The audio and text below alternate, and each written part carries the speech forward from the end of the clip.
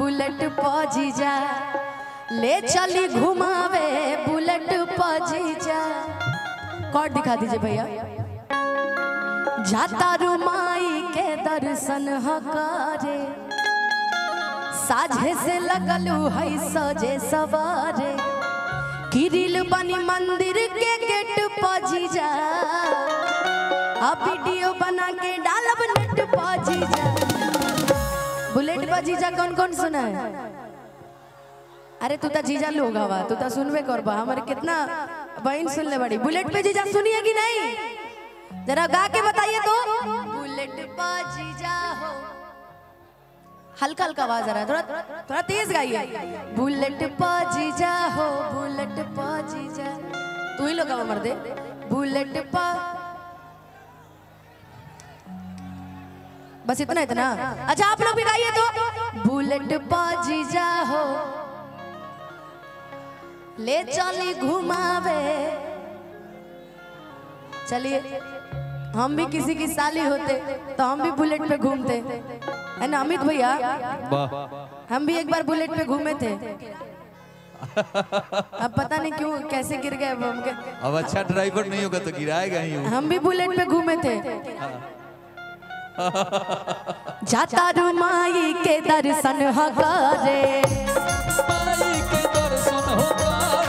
साझे से लगलू है सजे सवारे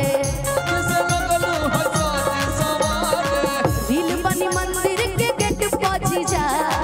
वीडियो बना के डालब नेट पजीजा। बुलेट पजीजा हो, बुलेट पजीजा। अच्छा 2 मिनट के लिए ना एको काम बोलिए। हाँ संजय भैया, हाँ 2 मिनट के लिए आप हमारे जीजा। ओ बोलो।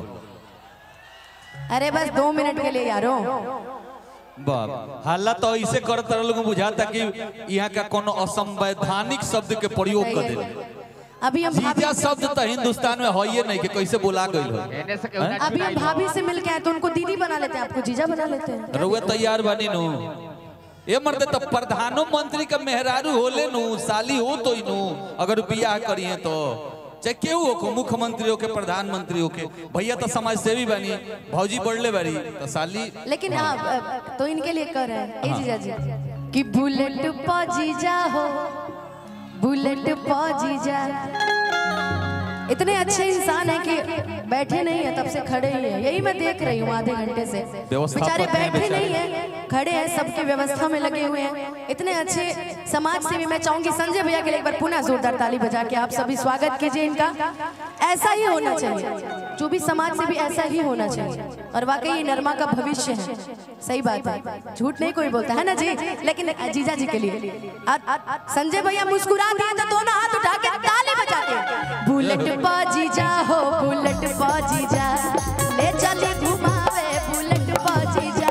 बुलेट पजीजा हो, बुलेट पजीजा ले चली घुमावे बुलेट पजीजा। और